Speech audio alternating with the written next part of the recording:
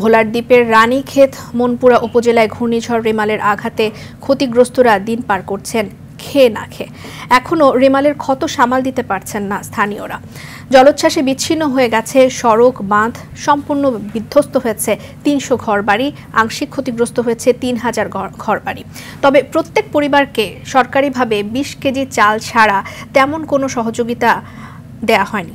আর ক্ষতিগ্রস্তদের সহযোগিতায় স্থানীয় সংসদ আব্দুল্লাহ আল ইসলাম জ্যাকব ৫ লাখ টাকা বরাদ্দ দিলেও বন্টন হয়নি ওই টাকাও।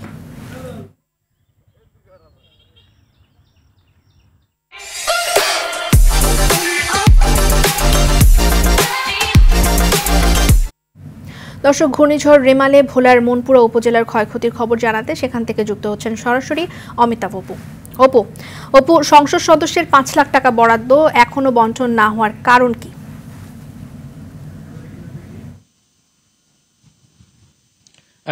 দেওয়ানা, আপনি যেটা জানতে চেয়েছেন যে সংসদ সদস্য আব্দুল্লাহ আল ইসলাম জ্যাকব এই ক্ষতিগ্রস্ত মনপুরার জন্য ৫ লক্ষ টাকা বরাদ্দ দিয়েছেন তার তহবিল থেকে, কিন্তু সেই ৫ লক্ষ টাকা এখনো মনপুরাবাসী যারা ক্ষতিগ্রস্ত হয়েছে তারা এখনো পায়নি।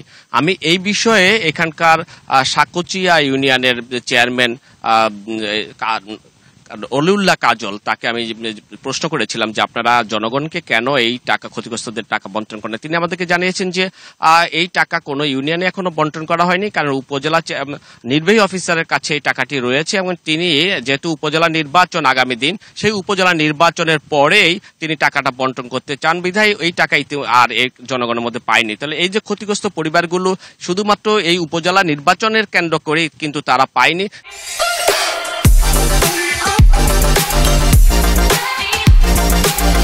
যে কারণে তারা ক্ষতিগ্রস্ত, এখনো তারা ক্ষতির মুখে পড়েছে। আমি যদি ক্ষতির চিহ্ন আপনাকে দেখাই, আমি যে জায়গাটিতে দাঁড়িয়ে আছি এটি হচ্ছে এই মনপুরা শহর উপজেলা সদর থেকে একদম সাকুচিয়া পর্যন্ত এটি একটি সিসি ব্লকের রাস্তা এবং সেটি স্থানীয় সরকার বিভাগ জলবায়ু পরিবর্তনের ট্রাস্ট থেকে এই টাকা নিয়ে এই রাস্তাটি করে।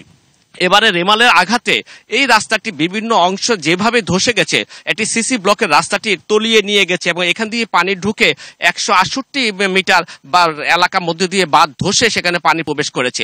আপনাকে আরেকটু জানিয়ে রাখি যে এখানে ৭৫-৭৮ কিলোমিটার বাঁধের মধ্যে ৭৫ কিলোমিটার বাঁধ কম বেশি ক্ষতিগ্রস্ত হয়েছে এবং এইসব ক্ষতিগ্রস্তের কারণে এইসব এলাকার মানুষ কিন্তু এখন ঝুঁকির মধ্যে রয়েছে। আপনাকে আরেকটি বিষয় মনে করিয়ে দিতে চাই যে ৭০-এর গোড়কির যে জলোচ্ছ্বাস হয়েছিল সেই সময় এই এলাকার মানুষ সম্পূর্ণ নিশ্চিহ্ন হয়ে গিয়েছিল, এখানকার জনপদ বিপন্ন হয়ে গিয়েছিল। তেমনি ভাবে এবারে রিমালের আঘাতেও কিন্তু এই এলাকা ব্যাপকভাবে জনপদ বিচ্ছিন্ন হয়ে যায় এবং সেখানে মানুষ ক্ষতিগ্রস্ত হয়।